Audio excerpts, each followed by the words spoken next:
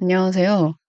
평범하디 평범한 하지만 하루가 평범하지 않은 일꾼입니다.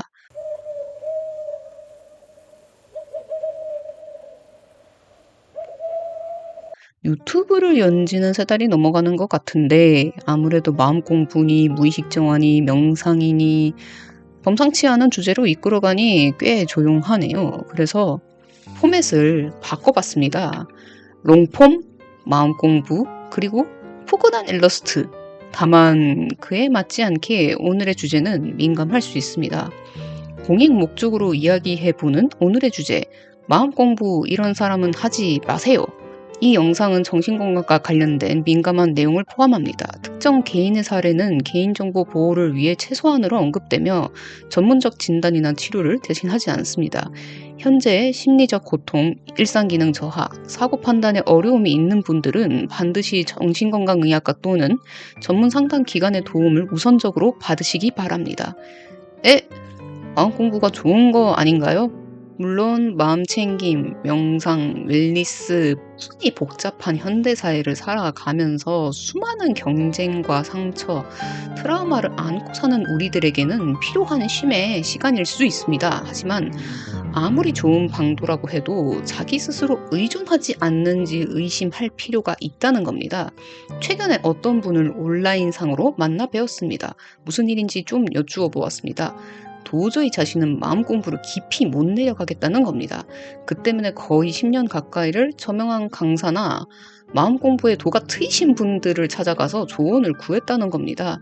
그럼에도 답은 전혀 구하지 못하고 답답하고 아무것도 할 수 없어서 계속 괴로워했다는 겁니다. 저는 조금은 도와드리기로 했습니다. 문제는 이틀 정도 시간이 지나니까 왜 그분이 자신의 마음을 스스로 파악하지 못하고 맴돌았는지 알게 되었습니다. 그분은 일상생활을 정상적으로 영위할 상황도 아니었으며 정교한 사고 기능이 건강하지 못하였습니다.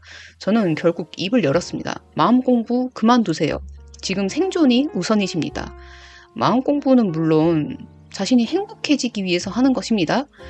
자신이 무엇을 좋아하며 어디에 집중할 수 있으며 자신의 감정이 왜 요동치는 것이며 자신의 마음이 어디에 향해 있는지 이는 생각보다 섬세함을 필요로 합니다. 판단력을 중요시합니다. 그리고 마음에 들지 않는 자신을 수용할 수 있는 포용력이 요구됩니다. 이게 생각보다 육체적으로나 정신적으로나 에너지 엄청 깎아먹는 일이에요. 그런데 말입니다.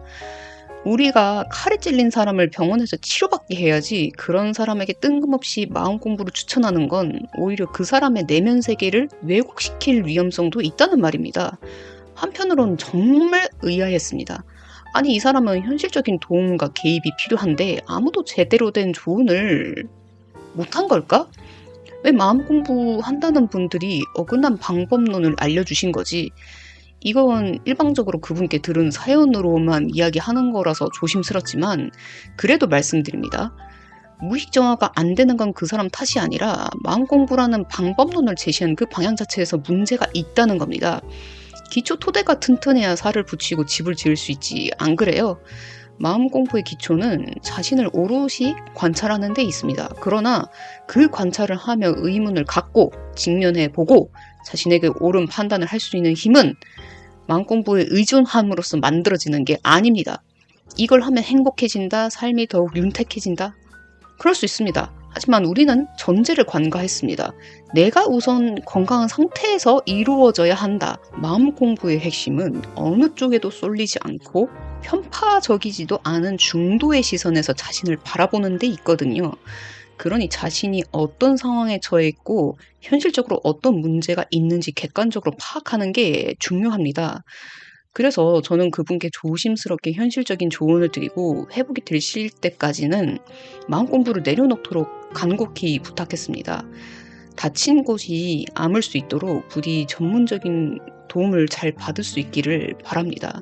저는 그걸 이 시간에 말씀드리고 싶었어요.